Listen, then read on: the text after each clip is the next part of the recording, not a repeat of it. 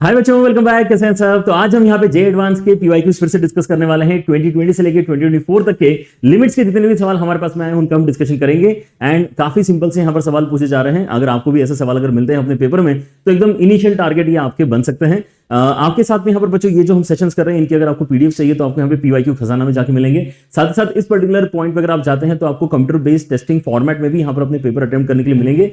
So do have the J1 की application with you. आप इन सभी चीजों को onelearn.in वेबसाइट पे भी एक्सेस कर सकते हैं। एंड साथ ही साथ अगर आप यहाँ पे ड्रॉप ईयर लेके अपना 2026 में अगर पेपर अटेम्प्ट कर रहे हैं देन इन्फिनिटी बैच आपका ऑलरेडी यहाँ पर लॉन्च हो चुका है। Make sure that you are part of it. आपके यहाँ पर जो है अफोर्डेबिलिटी का ध्यान में रखते हुए एक क्वालिटी बैच जो है आपकी टीम ने यहाँ पे लॉन्च किया हुआ है, जिसके अंदर लाइव क्लासेस रहेंगे। आपको यहाँ पर जो मटेरियल मिलेगा उनके डीपीपी के वीडियो सॉल्यूशंस तक हम यहाँ पर आपको दे रहे हैं।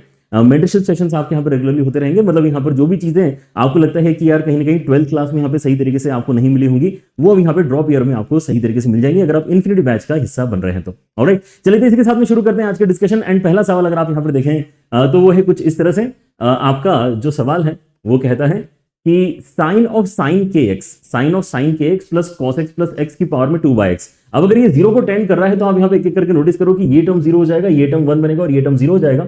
मतलब बेस आपका यहाँ पर क्या बन रहा है 1। और अगर आप पावर में देखते हैं तो यहाँ पे 2/x लिखा हुआ है।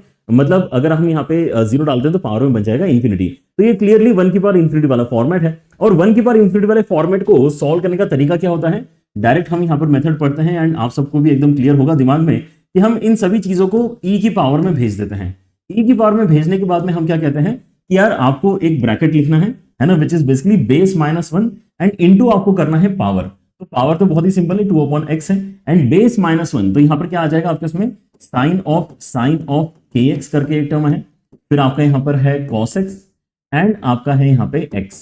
एंड इसके साथ में -1 भी आपको करना होगा, ठीक है ना। तो आप यहां पर अपना जो स्टैंडर्ड आइडिया है उसको अगर अप्लाई करते हैं then the solution basically just start from here. और आपको यहां पर अपने आंसर्स भी अब जल्दी जल्दी दिखना स्टार्ट हो जाएंगे। ये हमारा बेस था, बेस -1 इंटू पावर मतलब क्या हो गया हमारे पास में 2/x। तो अगर आप यहाँ पे इस अरेंजमेंट को ध्यान से देखते हैं तो अभी क्या बन चुका है, ये 0/0 फॉर्मेट बन चुका है। क्योंकि अब अगर आप इसके अंदर डालते हैं 0 तो ये बनेगा 0, ये बनेगा 1, ये बनेगा 0, ये बनेगा 1, तो 1 - 1 0। और यहाँ पे भी आपके डिनोमिनेटर में 0 आपको मिल रहा है। और 0/0 फॉर्मेट अगर आपको आया है मतलब आप सीधे सीधे यहाँ पे क्या कर सकते हैं, इसको सॉल्व करने के लिए LH रूल का इस्तेमाल कर सकते हैं। यहाँ पर हमने बोला कि यार ये 1 की पावर इन्फिनिटी फॉर्मेट है, इसलिए हम अपने आइडियाज इस्तेमाल कर रहे हैं कुछ इस तरह से। एंड यहाँ पे हम इस्तेमाल करने वाले हैं अपने LH रूल को। सो ई की पावर में लिमिट x टेंडिंग टू 0 के साथ में आपको डिफरेंशिएशन करना है एक एक करके। न्यूमरेटर के अंदर जो जो टर्म्स है उसके अंदर क्या आ रहा है बेटा आपके पास, तो साइन ऑफ साइन के एक्स है तो उसका डिफरेंशिएशन कितना आ जाएगा। पहली बार तो साइन का डिफरेंशिएशन आएगा कॉस, तो कॉस ऑफ साइन के एक्स बनेगा। फिर उसके बाद में चेन रूल की वजह से साइन के एक्स का डिफरेंशिएशन आएगा जो कॉस ऑफ के एक्स बनेगा। फिर चेन रूल की वजह से एक बार फिर से के एक्स का डिफरेंशिएशन आएगा जिसकी मदद से यहां पर के बनेगा। फिर कॉस का डिफरेंशिएशन आएगा which is basically minus of sine x. फिर आपका एक्स का डिफरेंशिएशन आएगा विच इज 1, है ना। ये आपका जो न्यूमरेटर है डिफरेंशिएट हो चुका है। अगर आप इसी के साथ में 2 मल्टीप्लाई करके अलग से रखना चाहे तो रख सकते हैं। और डिनोमिनेटर में आपके इसमें यहाँ पर क्या था, केवल x था, उसका डिफरेंशिएशन करके कितना आ जाएगा 1। और ये जो सारी चीजें इनको बेसिकली कंपेयर किसके साथ में करना है, e की पावर 6 के साथ में आपको इसको कंपेयर करना है। तो e की पावर 6 में कंपेयर करना है मतलब आप यहाँ पे ऑलरेडी इस लिमिट की वैल्यू 6 एक्सपेक्ट कर रहे हैं। अगर आप यहाँ पे इस पॉइंट पे अगर 0 डालते हैं तो आप ध्यान से देखें कि क्या होगा, ये 1 बनेगा, ये 1 बनेगा, ये k बनेगा। मतलब आपके पास में e की पावर में अभी यहाँ पे k आ रहा है, उसके साथ में ये 0 बनेगा और साथ में आपका +1 भी आ रहा है, राइट। मल्टीप्लीकेशन में 2 है और इसको अगर मैं e की पावर 6 के साथ में कंपेयर करना चाहूं तो सीधे सीधे यहाँ पे k का वैल्यू आपको 2 मिल जाता है। और इतना ही आसान सवाल है ये। यस, आपको हो सकता है विश्वास नहीं हो रहा होगा लेकिन जेईई एडवांस में इतना ही आसान सवाल अभी पूछा गया था। ऑलराइट, चलिए अगला सवाल देखते हैं। अगला सवाल आएगा आपका फिर से 24 से ही। तो 24 में यहाँ पे लिमिट्स के 2 सवाल देखने के लिए मिले हैं। कभी कभी नहीं भी देखने के लिए मिलते लेकिन 2 सवाल मिले तो ये तो बहुत ही अच्छी यहाँ पर सपोर्टिंग बात है क्योंकि लिमिट्स को थोड़ा बच्चा यहाँ पे अच्छी तरीके से पढ़ चुका होता है। कंटिन्यूटी डिफरेंशिएबिलिटी में जाकर थोड़े से हाथ पैर, है ना बच्चे, हाथ पैर फूलना स्टार्ट होते बच्चों के कि यार ये कुछ क्या जा रहा है यहाँ पे, टॉपिक उतना क्लियर नहीं हो रहा। बट लिमिट्स मुझे ख्याल से बच्चे अच्छे से संभाल लेते हैं। So one more question of limits from JEE advance 2024। आपका इस पर्टिकुलर क्वेश्चन में लेकिन देखो इस बार लिमिट इन्होंने भेज दिया है इन्फिनिटी के ऊपर। तो अगर आपका लिमिट इन्फिनिटी पे जा रहा है तो इस क्वेश्चन में एक काफी अच्छी बात है। लेकिन तो हालांकि ये सारी चीजें क्लास में डिस्कस होती हैं लेकिन क्या आप यहाँ पे ये एग्जाम टाइम में सोच पाएंगे for the ease of calculation, वो यहाँ पर ज्यादा इंपॉर्टेंट है ना। तो यहाँ पर बच्चों ने सोचना क्या था कि अगर मेरा x ऑलरेडी इन्फिनिटी पे जा रहा है देन मैं यहाँ पे लॉग के अंदर x लिखूं या चाहे 1 + x लिखूं, बात तो एक ही हो जाएगी क्योंकि इन्फिनिटी और इन्फिनिटी +1 भाई सेम ही लग रहा है। राइट। तो ऐसे सिचुएशंस में जहां पे इन्फिनिटी जा रहा होता है, आप 1 + x के प्लेस में x भी इमेजिन कर सकते हैं। ये सबसे पहले आपने रियलाइज करना चाहिए, क्योंकि इससे क्या होगा, इससे ये बेसिकली ln x की पावर अल्फा और यहाँ पे ln x की पावर बीटा आप एक साथ मर्ज करके ln x की पावर अल्फा माइनस बीटा यहाँ पर इसको कंप्रेस कर सकते हो, which is a very very convenient thing to do. उसके अलावा आप यहाँ पे एक और चीज नोटिस करते हैं कि यार मेरे पास में ये जो साइन ऑफ एक्स स्क्वायर बनेगा, है ना, इन्फिनिटी पे भी अगर यहाँ पे मेरा इनपुट चले जाता है तो अल्टीमेटली है तो साइन की वैल्यू तो कोई ना कोई फाइनाइट क्वांटिटी आएगी, 0 - 1 से लेके 1 के बीच में। So I need not worry about this quantity also, क्योंकि अल्टीमेटली इसको किसके इक्वेट होना चाहिए, 0 के इक्वेट होना चाहिए। तो भाई हम यहाँ पे ये जो भी फाइनाइट क्वांटिटी बनेगी इनटू 0 करके ही 0 क्रिएट कर पाएंगे। तो ये फाइनाइट क्वांटिटी कितनी है उसको भी यहाँ पे अलग से डिस्कस करना जरूरी नहीं है, इसको आप रहने दो अपने एक्सप्रेशन में। मेरे कहने का मतलब ये है फोकस इसके ऊपर आना चाहिए कि अगर आप यहाँ पे इन्फिनिटी डालते हैं तो यहाँ पर क्या हो जाएगा, 1/∞ मतलब 0 हो जाएगा। तो यहाँ पे हमें इसको टैकल करते एक्चुअली आता है। हम क्या कहते हैं कि यार देखो हमारे पास में एक आइडिया है कि अगर मैं साइन ऑफ डब्बा अपॉन डब्बा, है ना, साइन ऑफ डब्बा अपॉन डब्बा काफी फेमसली हम यहाँ पे इसको इस तरह से प्रॉपर्टी को यूज करते हैं बार बार, है ना, कि भाई साइन के अंदर जो भी एक्सप्रेशन दिखाई दे रहा है वही एक्सप्रेशन नीचे भी अगर आप क्रिएट कर दो, गिवन दैट वो डब्बा टेंडिंग टू 0 है, क्या वो डब्बा 0 बन रहा है? हाँ, यहाँ पे 1/x² की मदद से इन्फिनिटी डालने पर ये 0 बन रहा है। तो मतलब यहां पर आपके इसमें साइन ऑफ डब्बा अपॉन डब्बा ये जो कॉम्बिनेशन है ये क्या हो जाएगा, ये आपका डेफिनेटली 1 की तरफ जाने वाला है। तो लेकिन मैंने अगर यहाँ पे डिनोमिनेटर में 1/x² किया है तो मैंने डिनोमिनेटर में x² मल्टीप्लाई भी कर लेना चाहिए, राइट। तो ये वाला एंटिटी अब अलग हो गया, इसको 1 इमेजिन करो। यहाँ पे आपका ln x आ गया है, इसलिए यहाँ पे हम अगले स्टेप में इनको मर्ज कर लेंगे। यहाँ पे ये दोनों मर्ज हो जाएंगे आपस में, और यहाँ पे साइन ऑफ x² को हम यहाँ पे लैम्डा वगैरह कुछ लिख लेते हैं, क्योंकि होने वाला तो अल्टीमेटली कोई फाइनाइट क्वांटिटी ही है ना। It has to be something between -1 से लेके 1, राइट। तो अभी अगर मैं यहाँ पे अगला स्टेप लिखता हूं तो कुछ ऐसा दिखाई देना चाहिए कि it is basically limit x tending to infinity there is some quantity, है ना, जिसको मैं अभी यहाँ पे लैम्डा से डिनोट कर रहा हूं, ठीक है ना, let this be equal to lambda. Alright, आगे चल के यहाँ पे लॉग वाली जो टर्म आएगी उसको मैं ln x की पावर में अल्फा माइनस बीटा लिख रहा हूं। ये तो ऑलरेडी मेरा 1 बन चुका है, और नीचे यहाँ पर मेरे पास में आ रहा है x की पावर में अल्फा बीटा प्लस 2। अब देखो ये एक्सप्रेशन काफी सिंपली हमारा यहाँ पर जो है दिखाई दे रहा है। एंड अब हम यहाँ पर क्या कर सकते हैं, हम यहाँ पे अब एक एक करके ऑप्शन चेकिंग कर सकते हैं। That is what was important in this question, कि आप यहाँ पे क्लियरली, है ना, कोई सिलेक्शन ऐसा नहीं है कि सॉल्व करके आपको यहाँ पे कोई आंसर्स मिल रहे होंगे। आपको यहाँ पर एक एक करके ऑप्शन चेक करके पता चलेगा कि वो कॉम्बिनेशन बेसिकली अल्फा बीटा का सही है या नहीं है। तो यहाँ पे पहली वाली जो वैल्यू है वो अल्फा है, दूसरी वाली जो वैल्यू है वो आपका बीटा है। तो एक एक करके ऑप्शन अगर मैं चेक करता हूं तो ए ऑप्शन की वजह से आपको क्या एक्सप्रेशन कन्वर्ट होते हुए नजर आएगा उसकी तरफ ध्यान दें। Limit x tending to infinity, कोई तो एक फाइनाइट क्वांटिटी है, उसके साथ में ln x की पावर में आपको क्या मिल रहा है, ln x की पावर में अल्फा माइनस बीटा मतलब -4 हो जाएगा। एंड नीचे आपके इसमें यहाँ पे x की पावर में अल्फा बीटा -3 एंड +2 मतलब -1 हो जाएगा। मतलब ये जो आपका पहला ऑप्शन है ये अगर मैं सिंप्लीफाई करके लिखता हूं तो इट लुक्स समथिंग लाइक कोई कांस्टेंट क्वांटिटी है, एंड यहाँ पे फिर x आ गया है, उसके साथ में नीचे आपके इसमें ln x की पावर 4 आ गया है। तो अगर आप इस सिनेरियो को ध्यान से देखते हैं, बट वैसे भी ये सारी चीजें अगर आप क्लास के पॉइंट ऑफ व्यू से अगर नोटिस करो तो आपको बताया जाता है कि यार x का ग्रोथ के कंपैरिजन में ln x का ग्रोथ काफी कम रहेगा। ln x का ग्रोथ क्योंकि काफी कम रहेगा तो इन्फिनिटी तक जाते जाते, हालांकि ये भी इन्फिनिटी बन रहा है, लेकिन इस इन्फिनिटी के कंपैरिजन में x भी इन्फिनिटी बन रहा है, ln x भी इन्फिनिटी बन रहा है। तो इन्फिनिटी बाय इन्फिनिटी फॉर्मेट तो है, लेकिन ln x का ग्रोथ रेट क्योंकि काफी कम है तो ये बहुत बड़ा इन्फिनिटी बन चुका होगा, तबकि जबकि ये काफी छोटा इन्फिनिटी बनेगा। तो इनका जो रेशियो आएगा ये एक्चुअली इन्फिनिटी अल्टीमेटली बनेगा। अगर आपको ये डिस्कशन क्लास का ऑलरेडी याद आता है इस पॉइंट पे तो आप डायरेक्टली इसको इग्नोर मार सकते हैं, क्योंकि आपको जो चाहिए वो क्या है, आपको तो 0 आंसर चाहिए।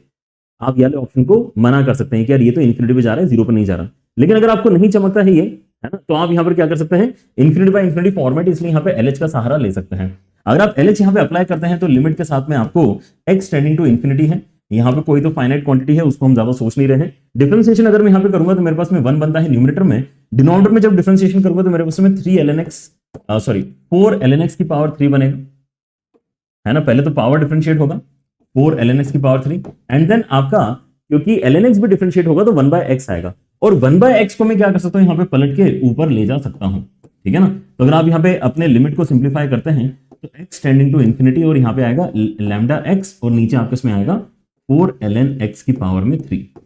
तो ऐसा नहीं लग रहा कि यार यहाँ पे अल्टीमेटली हुआ कुछ ऐसा है कि यार मैंने स्टार्ट में जो बेसिकली न्यूमरेटर देखा था वही न्यूमरेटर फिर से मिल गया है मुझे LH अप्लाई करने के बाद में, लेकिन डिनोमिनेटर की पावर कम हो गई। अब यही अगले स्टेप में भी होगा, क्योंकि फिर से इन्फिनिटी बाय इन्फिनिटी फॉर्मेट है, तो अगले स्टेप में भी सेम ही चीज होने वाली है। अगली बार आपके यहाँ पे ln x की पावर 2 आ जाएगा, उसके अगले स्टेप में ln x की पावर 1 आ जाएगा, उसके अगले स्टेप में ln x की पावर 0 ही हो जाएगा, लेकिन x बार बार यहाँ पे क्रिएट होके आता रहेगा, हर बार जाएगा हर बार आएगा, बिकॉज ऑफ दिस 1/x। हर बार जाएगा, हर बार आएगा, राइट। तो एंड में क्या बचेगा, एंड में एक एक्स बचेगा ऊपर और नीचे कुछ कॉन्स्टेंट्स बचेंगे, लेकिन एक्स तो इन्फिनिटी पे जा रहा है। मतलब आपको यहां से क्लियर हो जाना चाहिए विदाउट इवन फर्दर सॉल्विंग, यार ये तो लिमिट आपकी कहां जा रही है, इन्फिनिटी पे जा रही है, राइट। और अगर ये लिमिट आपकी इन्फिनिटी पे जा रही है तो हमें इस ऑप्शन को सिलेक्ट नहीं करना चाहिए, क्योंकि हमें उन कॉम्बिनेशंस को ढूंढना है, अल्फा और बीटा के उन कॉम्बिनेशंस को ढूंढना है जो हमें क्या दे रहा है, जो हमें बेसिकली जीरो आंसर निकाल के दे रहा है। तो एक बार -1 एंड 1 की बात करते हैं। एक्सप्रेशन आपका एक ग्रीन वाला ही यहां पर जो है हम बार बार इस्तेमाल करेंगे। बी ऑप्शन में देखो, अगर मैं वैल्यूज यूज करता हूं -1 एंड 1, तो कोई तो कांस्टेंट क्वांटिटी है, कोई फिक्र की बात नहीं है। ln(x) की पावर में कितना हो जाएगा, ln(x) की पावर में मेरे पास में यहाँ पे -1 मतलब -2 हो जाएगा, एंड उसके साथ में नीचे अगर मैं देखता हूं तो -1 करके यहाँ पे x हो जाएगा, राइट।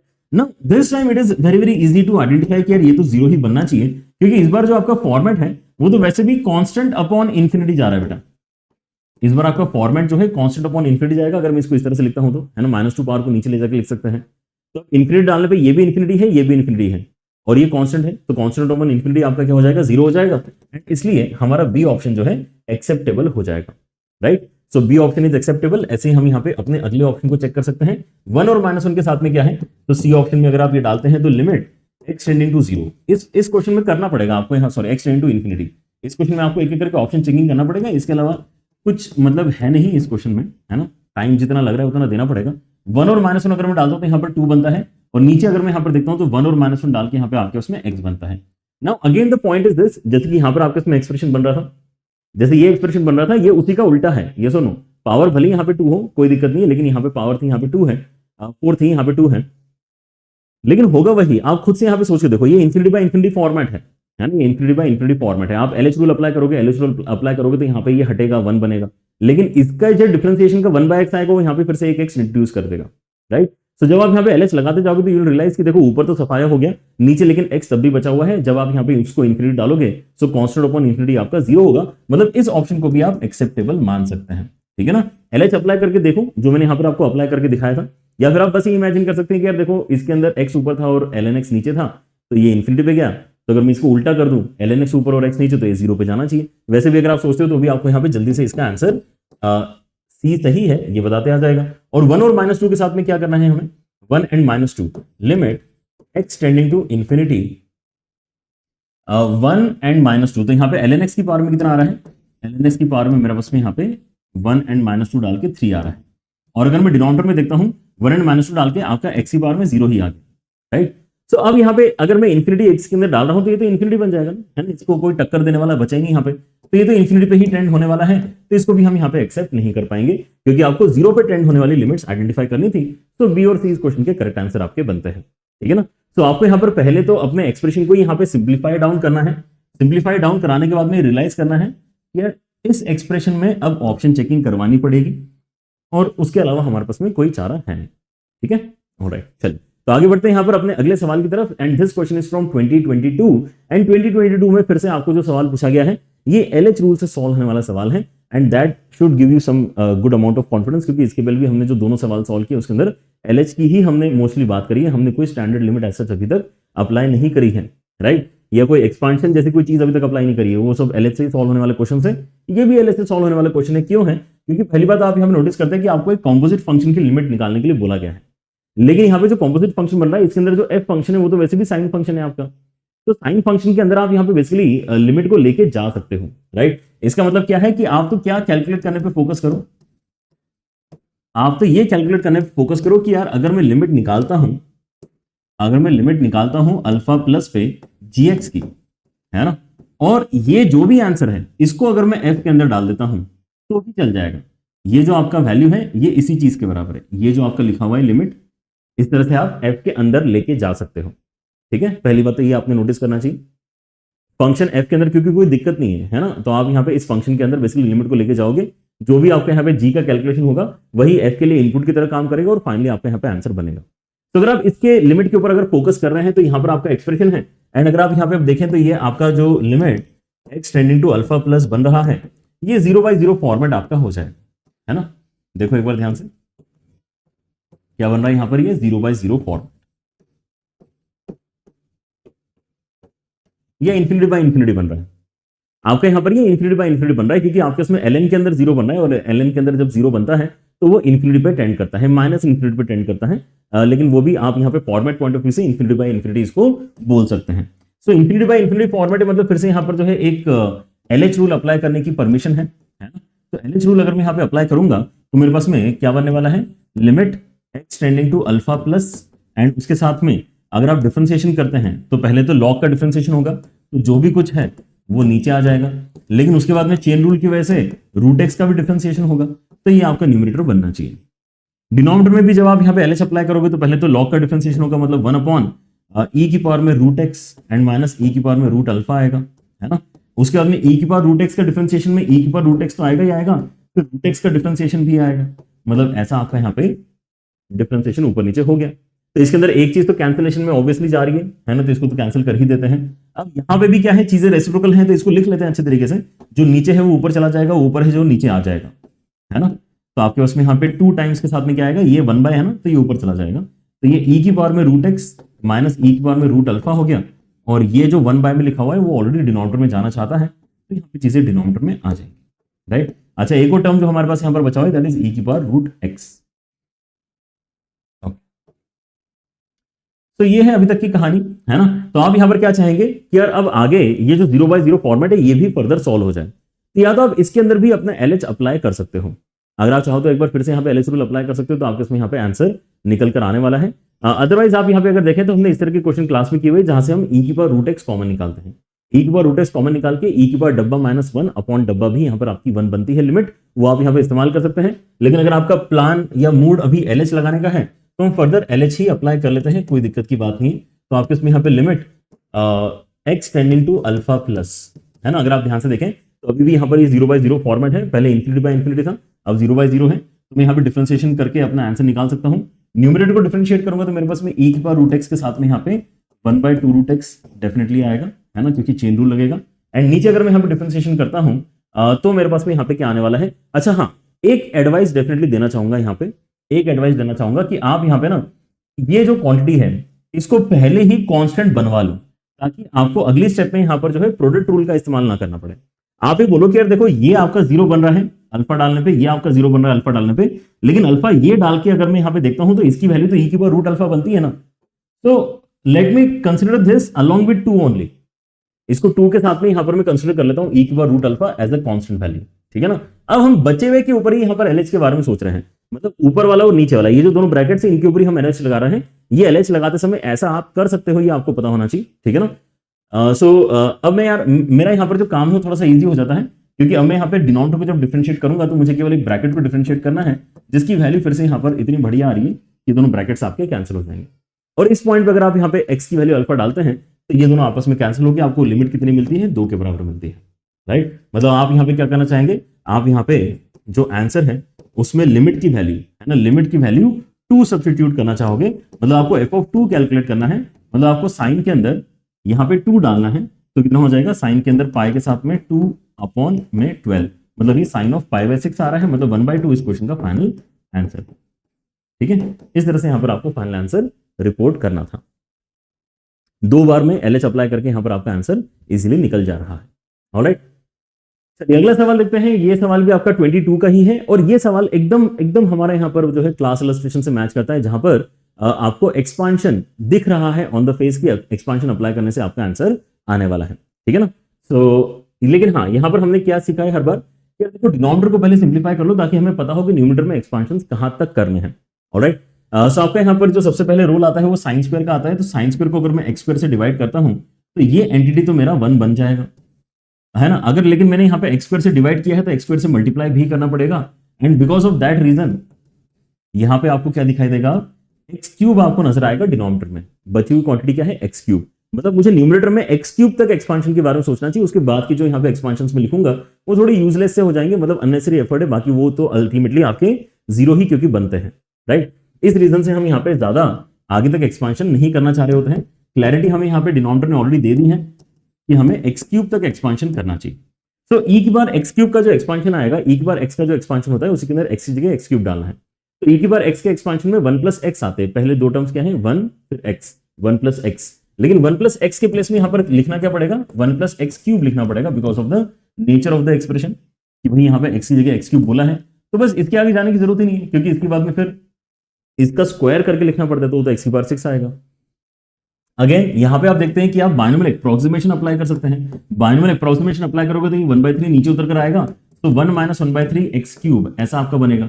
इसके आगे फिर से लिखने की जरूरत ही नहीं है, क्योंकि आपको फिर इसके बाद में एक्स की पावर 6 मिलेगा फिर से, है ना, क्योंकि इसका स्क्वायर होता है, राइट। तो उस पर आप यहाँ पे रुक जाओ। फिर यहाँ अगर आप देखते हैं तो यहाँ पर भी आपका बाइनोमियल एप्रोक्सीमेशन लगता है एंड 1 - 1/2 एक्स स्क्वायर आएगा। अब इसके बाद का जो टर्म है वो भी यहाँ पे लिखने की जरूरत नहीं, क्योंकि एक्स की पावर 4 बनने वाला है, राइट, क्योंकि इसका भी स्क्वायर आपको मिलता है। लेकिन वैसे भी आप यहाँ पे ध्यान से देखो, बाहर साइन एक्स है एंड साइन एक्स के भी एक्सपांशन में मैं केवल यहाँ पे एक्स ही लिखना चाहूंगा, क्योंकि वैसे तो इसके अंदर -x³/3 एक क्यूब वाला टर्म आता है, साइन के एक्सपांशन में x - x³/3 आता है। बट प्रॉब्लम क्या है कि वो ऑलरेडी एक ऐसे टर्म के साथ में मल्टीप्लाइड है जिसमें एक्स स्क्वायर है।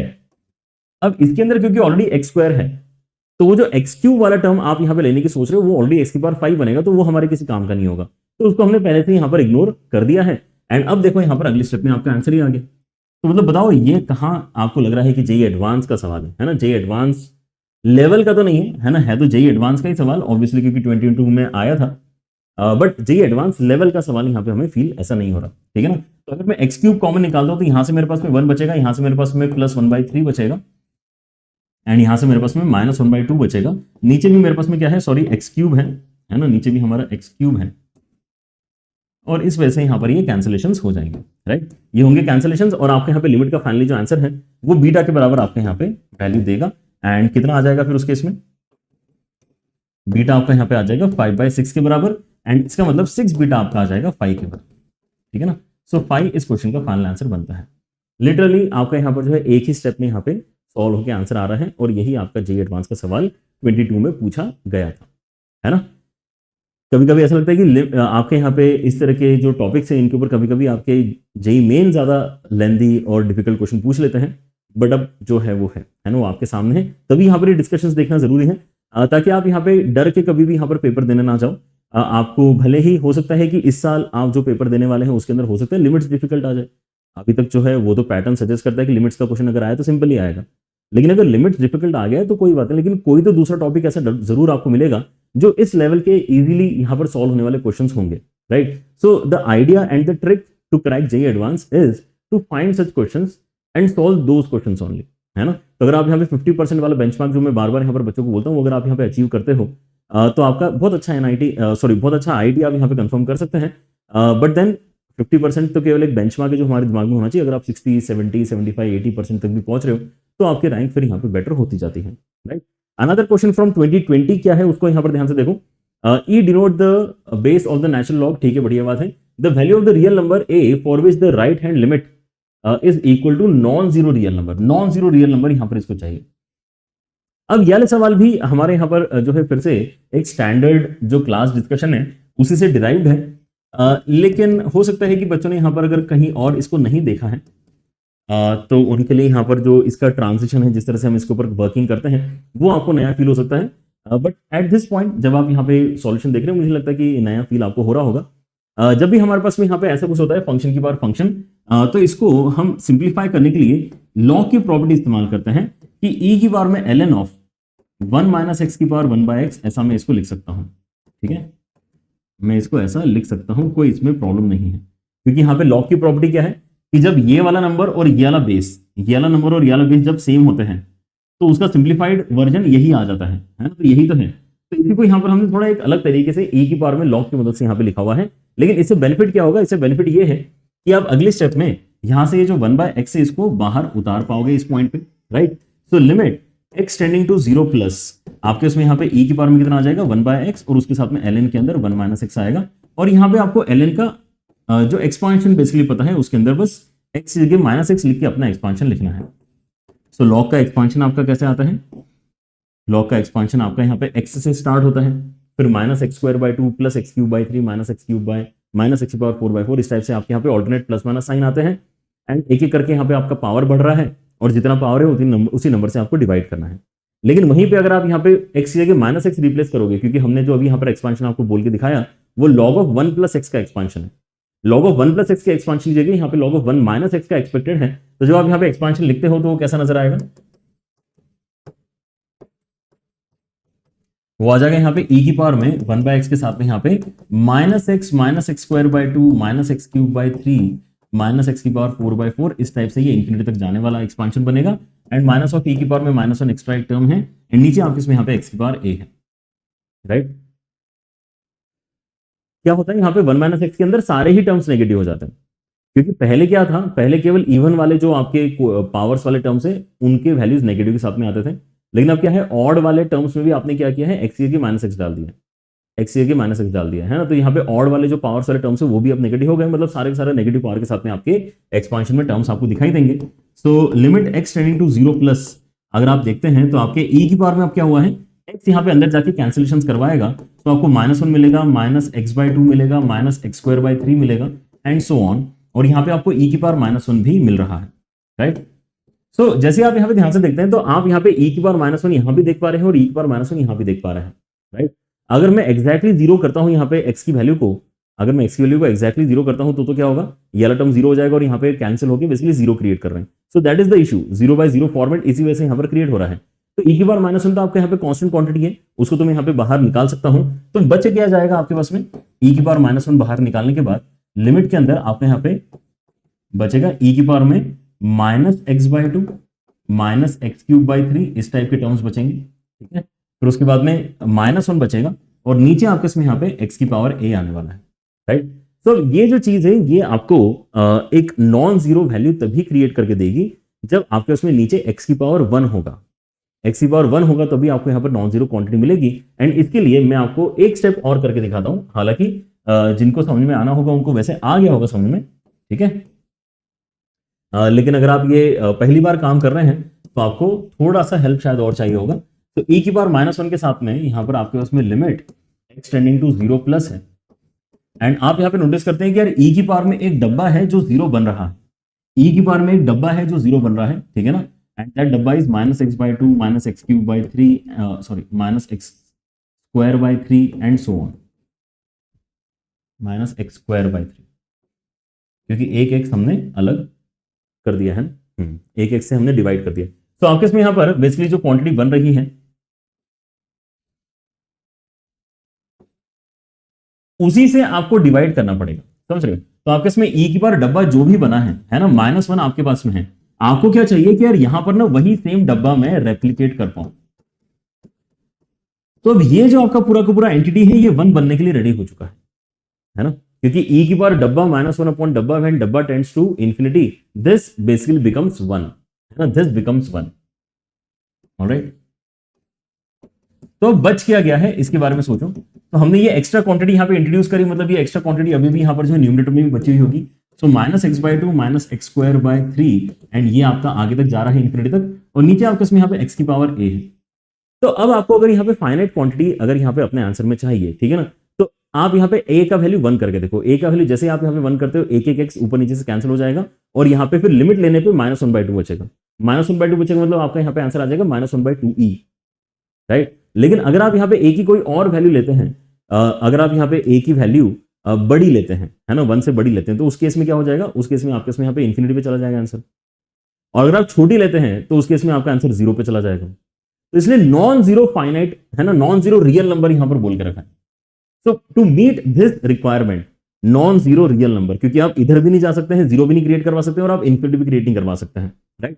सो एक ही पॉसिबल वैल्यू यहां पर आपकी बन पाती है, एक ही, विच इज बेसिकली 1 पे ही बेसिकली आप यहाँ पे अपना non zero finite answer -1/2e generate कर पाओगे, ठीक है, क्लियर है। ये है इसका सॉल्यूशन, ऑलराइट। a = 1 इसका फाइनल आंसर है। आगे बढ़ते हैं यहां पर और देखते हैं और क्या सवाल है हमारे पास में। There is one more question that is from 2020 and ये वाले सवाल के अंदर थोड़ी तो भी यहां पर जो है एफर्ट इन्होंने एक्सपेक्ट किया है कि हम लगाएंगे, क्योंकि ये थोड़ा ट्रिग्नोमेट्री बेस्ड आपके यहाँ पे सवाल है। तो ये एक्चुअली ट्रिग्नोमेट्री का सवाल ज्यादा है और लिमिट्स का सवाल टू बी ऑनेस्ट कम है, क्योंकि आपको यहाँ पर जो है बार बार यहाँ पे sin c + sin d cos c - cos d इस टाइप के जो वैल्यूज हैं वो यहाँ पे सॉल्व करते आना चाहिए। But I would consider this as at least a good question, है ना, हालांकि है तब भी जेईई मेन लेवल का ही, लेकिन तब भी यहाँ पे बाकी जो क्वेश्चन अभी हमने डिस्कस किए उसके कंपैरिजन में ये ठीक लगा मुझे कि चलो थोड़े एफर्ट्स एटलीस्ट लग रहे हैं इसके अंदर, ऐसा फील हो रहा है। तो पहली बात आप यहाँ पे नोटिस करोगे कि ये लिमिट π/2 पे जा रहा है, π/2 पे जा रहा है, तो ये 0/0 फॉर्मेट बन रहा है। ये थोड़ी बहुत चीजें आपने वैसे चेक कर लेना चाहिए पहले। π/2 जैसे यहाँ पे डालूंगा तो 3π/2 की वजह से -1 बनेगा और यहाँ पे π/2 डाल के आपका पाई बाय 2 डाल के 1 बनेगा, तो ये 0 बन रहा है। वैसे आप नीचे भी चेक करेंगे तो आपको यहाँ पे 0 बनते हुए नजर आएगा। तो 0/0 फॉर्मेट है ना, दैट इज फॉर श्योर। लेकिन अब यहाँ पे मैं क्या नहीं करना चाहूंगा, LH रूल वैसे मैं तो नहीं करना चाहूंगा, लेकिन आप में से कोई अगर इतना हिम्मत रखता है कि आप यहाँ पे डिफरेंशिएशन कर लो तो कोई दिक्कत नहीं, आप कर लो, है ना। तो that is also possible way, क्योंकि उसको कोई मना नहीं कर सकता।